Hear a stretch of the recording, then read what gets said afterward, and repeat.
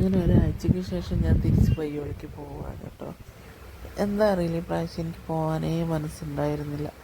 ഒരാഴ്ച എത്ര പെട്ടെന്നാണ് പോയതെന്നാണ് ഞാൻ വിചാരിക്കുന്നത്. വേഗം പോയ പോലെ തോന്നി. അങ്ങനെ പോകുമ്പം പിന്നെ ചക്കയും അങ്ങനെയൊക്കെ ഓരോ സാധനങ്ങളൊക്കെ വേണമെന്ന് പറഞ്ഞിട്ട് അതെല്ലാം എടുത്ത് റെഡിയാക്കി വെക്കുക കേട്ടോ അച്ഛൻ. അങ്ങനെ ഒരുപാടുണ്ടാവും. ഞാൻ പറഞ്ഞല്ലോ, എനിക്ക് ഒരു ദിവസത്തേക്കാണെങ്കിലും 10 ദിവസത്തേക്കാണെങ്കിലും അത്രയ്ക്ക് സാധനങ്ങൾ ഉണ്ടാവും കേട്ടോ. അങ്ങനെ വണ്ടി ഫുള്ളായിരിക്കും സാധനം.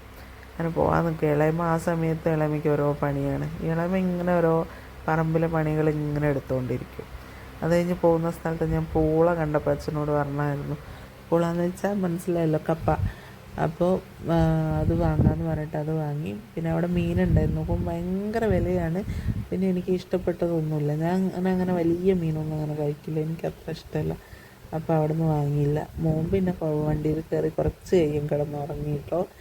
പിന്നെ അത് കഴിഞ്ഞ് ഞാൻ പർപ്പിളിൻ്റെ കടയുണ്ടായിരുന്നു ബാലുശ്ശേരി, പുതിയതായിട്ട് തുടങ്ങിയ ഷോപ്പാണെന്ന് തോന്നുന്നു. അപ്പോൾ ഞാൻ അവിടെ കയറി.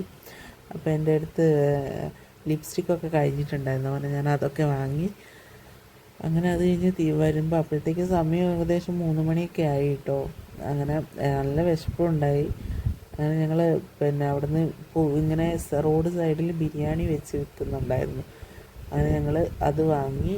പിന്നെ മീനും വാങ്ങിയിട്ട് വീട്ടിലെത്തി കേട്ടോ. വോട്ടിൻ്റെ ദിവസമാണ്. അപ്പോൾ ഇത് കഴിഞ്ഞ് ഫുഡ് കഴിച്ചിട്ട് വോട്ട് ചെയ്യാൻ പോകണം. ഈ കൊണ്ടുവന്ന സാധനമൊക്കെ എടുത്തു വെക്കലാണ് എനിക്ക് ഏറ്റവും വലിയ ടാസ്ക് കേട്ടോ. അപ്പോൾ ബാക്കി അടുത്ത വ്ളോഗിൽ